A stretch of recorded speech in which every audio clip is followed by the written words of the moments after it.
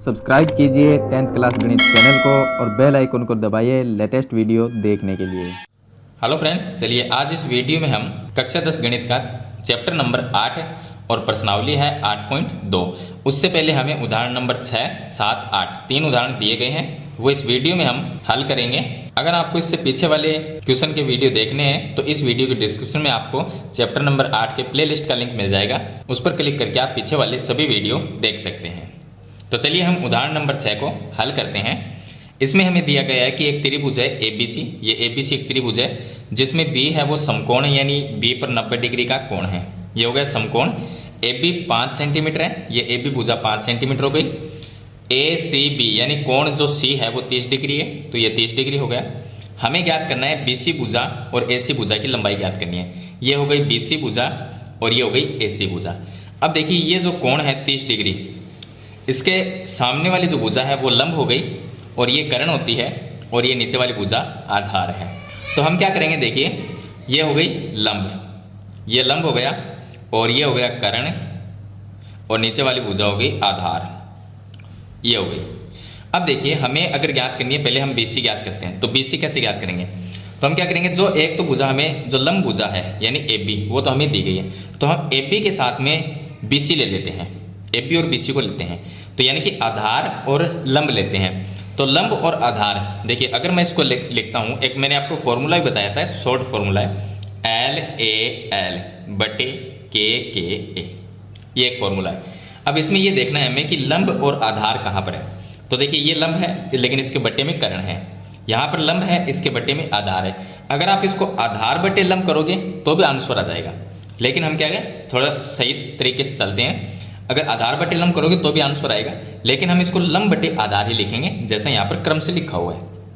तो हम ये देखते हैं कि लंब और आधार यानी कि लंब बटे आधार, तो ये हो गया लंब बटे आधार। अब लंब बटे आधार बराबर क्या होता है, tan थीटा होता है, क्योंकि ये साइन होता है, ये कोस होता है, ये tan होता है। तो हम लिख सकते हैं कि लंब बटे आधार। तो चलिए मैं यहाँ पर लिख देता हूँ, लंब बटे आधार बराबर ये हो जाएगा tan theta. tan theta theta की जगह कितना दिया गया है, 30 डिग्री कोण हमें दिया गया है। अब यहाँ पर लंब जो है वो क्या है, लंब है AB, तो मैं इसकी जगह AB लिख देता हूँ। आधार है BC जो कि हमें ज्ञात करनी है, BC भुजा हमें ज्ञात करनी है, यहाँ पर दी गई है। और बराबर में ये आ गया tan, और थीटा की जगह मैं 30 डिग्री लिख देता हूँ, ये आ गया 30 डिग्री, क्योंकि इस कोण की बात कर रहे हैं, इसके सामने ये लंब है और ये आधार है।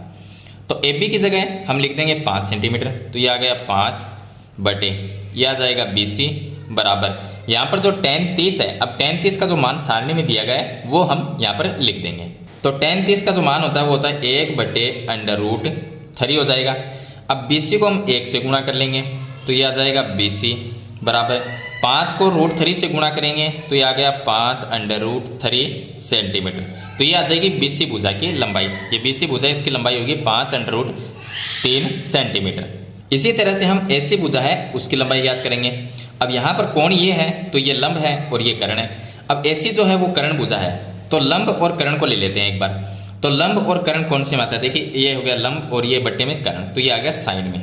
तो हम लिख सकते हैं कि लंब बट्टे कर्ण बराबर साइन थीटा होता है। थीटा का मान 30 डिग्री है, लंब कितना है, लंब यानी AB, तो लंब हो गया AB और कर्ण भुजा जो है वो AC है और बराबर में ये हो गया साइन थीटा की जगह मैं लिख दूंगा 30 डिग्री, ये आ जाएगा। जो AB भुजा है उसकी लंबाई 5 सेंटीमीटर है, तो यहाँ पर लिख दिया हमने 5 बटे में आ गया AC बराबर साइन 30 का मान यहाँ पर लिख देते हैं, साइन 30 का मान होता है 1/2।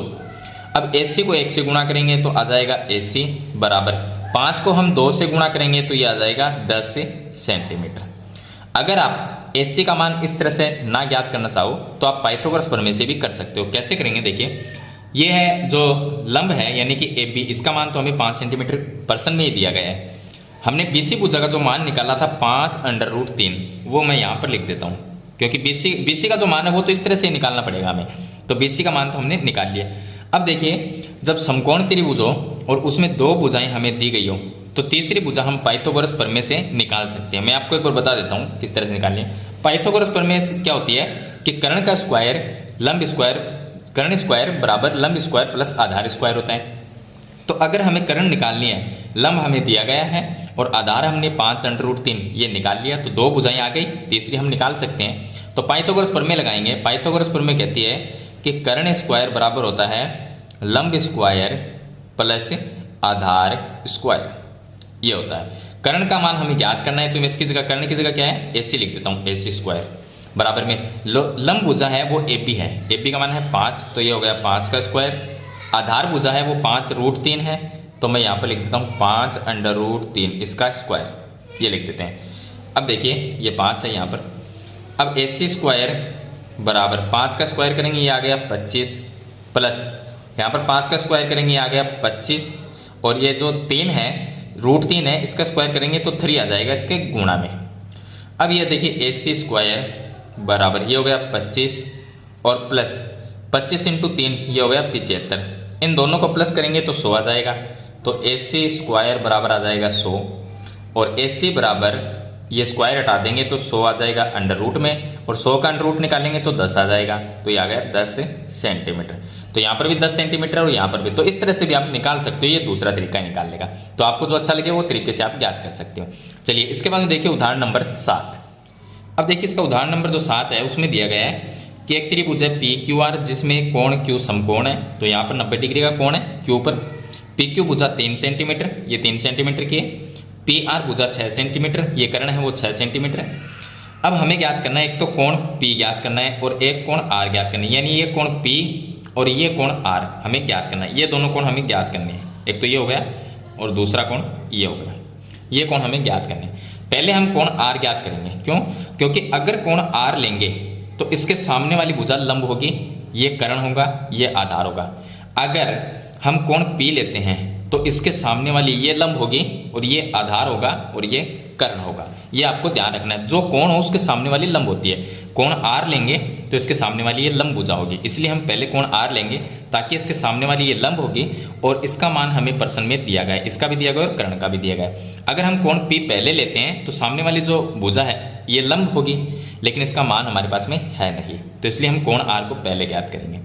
तो अब देखिए, अब हमें यह देखना है कि इस समकोण त्रिभुज में 2 भुजा दी गई है, एक ये भुजा और एक ये भुजा। ये 2 भुजा दी गई है, अगर हम कोण R लेते हैं तो ये लंब होगा और ये कर्ण होगा। तो लंब और कर्ण, ये क्या है? लंब है, ये कर्ण है। लंब और कर्ण बराबर होता क्या है? तो मैंने बताया आपको कि एक फॉर्मूला है LAL बटे KKA। तो हमें देखनी है कि 2 भुजा हमें दी गई, एक लंब दी गई, एक कर्ण दी गई। तो लंब और कर्ण ये आता है साइन थीटा में, तो हम लिख सकते हैं कि लंब बटे कर्ण बराबर साइन थीटा। अब थीटा की जगह हम लिखेंगे यहाँ पर R, कोण R लिखेंगे। तो इसकी जगह हम, क्योंकि कोण R ले रहे हैं इसलिए इसके सामने वाली ये लंब है और ये कर्ण है, और लंब और कर्ण आती है साइन में, तो साइन बराबर होता है। तो लंब बटे कर्ण बराबर साइन थीटा होता है। थीटा की जगह हम कोण R लेंगे। अब लंब का जो मान है वो है PQ, लंब भुजा कौन सी है? वो हो गई PQ। कर्ण भुजा है PR, बराबर में ये आ जाएगा साइन R आ जाएगा। अब PQ का जो मान है वो 3 है, तो यहाँ पर मैं 3, PR का जो मान है वो 6 है, इसके बटे में 6 बराबर में ये आ गया साइन R आ जाएगा। 3/6 का मतलब हो गया 1/2, 1/2 बराबर ये आ जाएगा साइन R। अब जो 1/2 है वो साइन में किसका मान होता है? साइन 30 का होता है, क्योंकि यहाँ पर भी साइन है, तो इस साइड में देखना है कि 1/2 साइन में किसका मान है, तो वो होता है साइन 30 का मान। साइन 30 बराबर ये आ जाएगा साइन R। अब साइन से साइन कट जाएगा तो ये आ जाएगा 30 डिग्री बराबर R, यानी कि R का जो मान है, कोण R है, वो कितना होगा? 30 डिग्री होगा। अब ये 30 डिग्री है, ये 90 डिग्री है, क्योंकि ये समकोण त्रिभुज है, तो इसमें ये कोण Q 90 डिग्री, ये 90 है, ये 30 है, तो तीसरा कोण हम निकाल सकते हैं, तीनों कोणों को प्लस करके निकाल सकते हैं।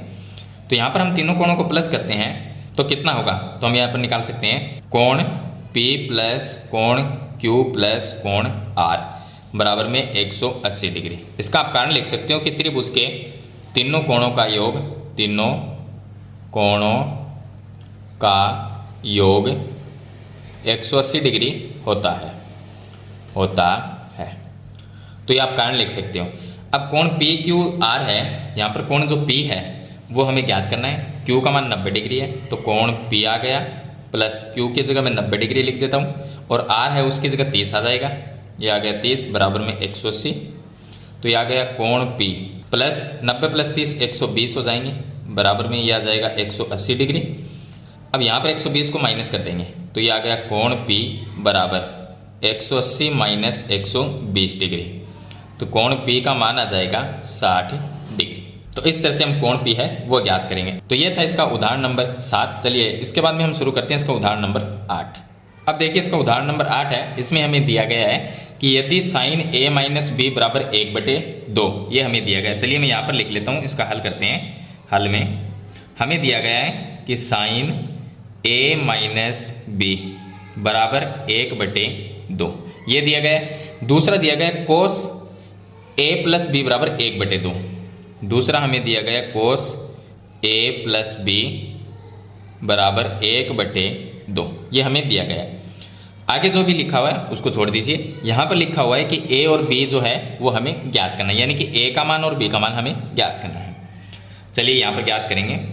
देखिए पहले इसको हल करते हैं। इसको हल करेंगे तो यहाँ पर साइन में ये साइन a माइनस बी है, तो हमें ये देखना है कि साइन में 1/2 किसका मान होता है, तो वो होता है साइन 30 का मान।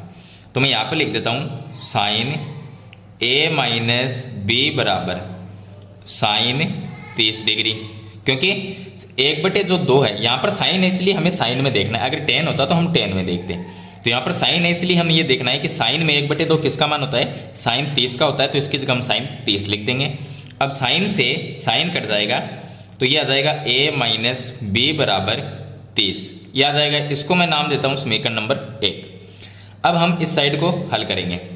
ये है कोस, तो यहाँ पर मैं लिख देता हूँ कि कोस a प्लस बी बराबर कोस में 1/2 किसका मान होता है, कोस 60 का मान होता है, तो मैं यहाँ पर लिख देता हूँ कोस 60 डिग्री। अब कोस से कोस कट जाएगा तो ये आ जाएगा a प्लस बी बराबर 60 डिग्री। इसको नाम दिया समीकरण नंबर 2। अब ये दो समीकरण आ गए, समीकरण 1 और 2, दो समीकरण हो गए। इन दोनों समीकरण को प्रतिस्थापन विधि या विलोपन विधि से आप सरल कर सकते हो, जो आपको विधि सरल लगती है उससे हल कर सकते हो। तो हम इसको विलोपन विधि से ही सरल कर लेते हैं। तो समीकरण 1 के नीचे मैं समीकरण 2 लिख लेता हूँ। तो मैं यहाँ पर लिखता हूँ कि समीकरण 1 व 2 को हल करने पर या समीकरण 1 व 2 से ये लिख सकते हैं। तो देखिए a माइनस बी बराबर 30 डिग्री, ये हो गई समीकरण नंबर 1। a प्लस बी बराबर 60, इसके नीचे लिख देता हूँ मैं a प्लस बी बराबर 60 डिग्री, ये हो गई समीकरण नंबर 2। अब इसको सरल कर लेते हैं। तो देखिए ये माइनस में भी है, ये प्लस में भी, ये दोनों कट जाएंगे। तो a प्लस a कितने हुए, 2a, ये आ गया 2a बराबर 30 प्लस 60, ये हो जाएंगे 90। तो a का मान निकाल लेंगे, a बराबर आ जाएगा 90, इसके बटे में 2 आ जाएगा तो ये आ जाएगा 45 डिग्री। तो a का मान आ गया 45 डिग्री।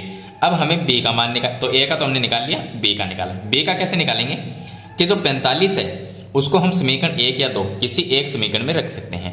तो a का मान हम 45 रखेंगे। चलिए समीकरण 2 में रख देते हैं। तो हम लिखेंगे कि a का मान समीकरण 2 में रखने पर, समीकरण 2 में समीकरण 2 में रखेंगे तो समीकरण 2 में समीकरण 2 है a प्लस बी बराबर 60 डिग्री, ये है समीकरण नंबर 2। अब a का मान 45 यहाँ पर लिख देते हैं, प्लस में आ जाएगा b बराबर में आ गया 60 डिग्री। अब जो 45 है वो माइनस हो जाएगा, तो b बराबर ये आ जाएगा 60 माइनस में 45, तो b बराबर आ जाएगा 15 डिग्री। तो ये हो गया a का मान और ये हो जाएगा b का मान। तो इस तरह से हम a और b का मान ज्ञात करेंगे। यहाँ पर एक चीज़ दी गई है, ये जो हमें दिया गया है इसका मतलब ये है कि a प्लस बी जो है उसका मान 0 से बड़ा है और 90 से छोटा है या उसके बराबर हो सकता है, ये हमें दिया गया है। यहाँ पर दिया गया है कि a का जो मान है वो b से क्या होगा, बड़ा होगा। तो यहाँ पर देख सकते हैं जो a का मान है वो 45 डिग्री है, b का मान 15 डिग्री है, तो a का मान क्या है, b से ज़्यादा है। तो ये हमें यहाँ पर दिया गया है, संकेत दिया गया है। तो इस तरह से उदाहरण नंबर 8 को आपको हल करना है। तो इस वीडियो में मैंने आपको उदाहरण नंबर 6, 7, 8 3 उदाहरण बता दिए हैं। अगर फिर भी आपको कोई या इसके बारे में कोई सवाल या सुझाव है तो मुझे कमेंट बॉक्स में ज़रूर लिखें। वीडियो अच्छी लगे तो इसे लाइक और शेयर जरूर कर देना। इस चैनल पर नए तो सब्सक्राइब करना। हम मिलते हैं एक नेक्स्ट वीडियो में, तब तक के लिए थैंक यू।